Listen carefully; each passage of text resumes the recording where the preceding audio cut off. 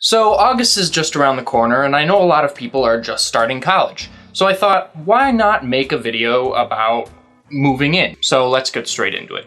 The most obvious and the most important tip is to communicate with your roommates. Not only is it a good way to get to know your roommate ahead of time, but you can also communicate with them about what kind of stuff to bring, like TVs, game consoles, rugs, shower curtains, whatever. And on that note, we reach tip number 2. A few things to not bring and a few things to bring and some reasons why. You'll definitely want to bring some medicine.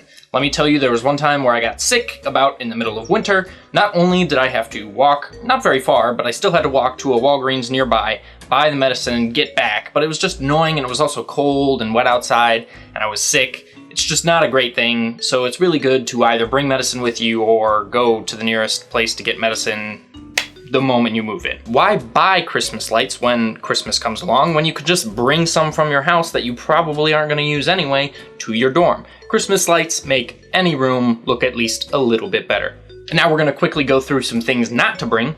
Laundry basket. You might think you really need a laundry basket, but if you have a suitcase that you can throw your stuff in, that's just fine, and that's about a load anyway that you can easily carry around. Poster frames. Bring your posters, that's fine, but your poster frames are not gonna stay on the wall unless you use some nails.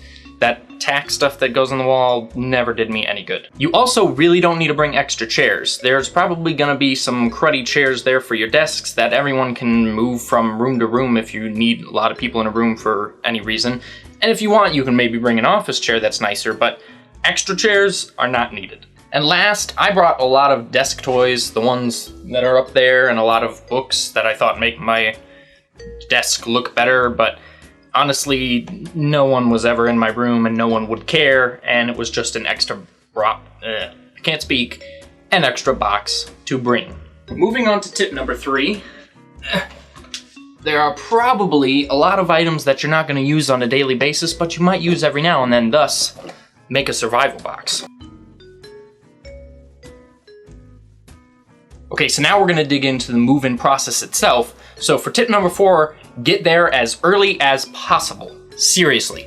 No matter what size your dorm is, I don't care if you have 50,000 students or 60,000 like OSU, or if you have 1,000, move-in day is probably going to be hectic regardless. If there are move-in helpers there, they're going to have the most energy early in the morning, not after they've moved everybody in. You also get a longer time to unpack, and the most important, and tip number 5, you get to claim your territory.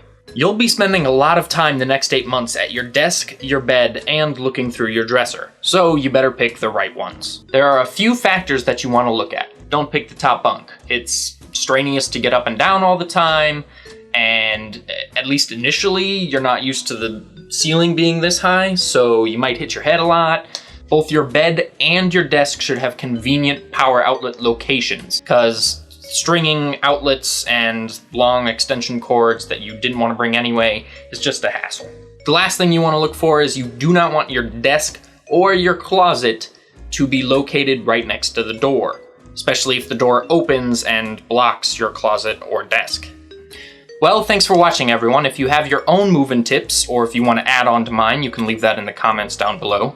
If you liked this video, hit the like button. If you want to see more videos like this, which I will be doing another video on 5 tips right after the move-in process, click the subscribe button. And as always, I will see you guys in a few weeks. Personally, for me, it's Finishing Paper Towns by John Green. Really good book.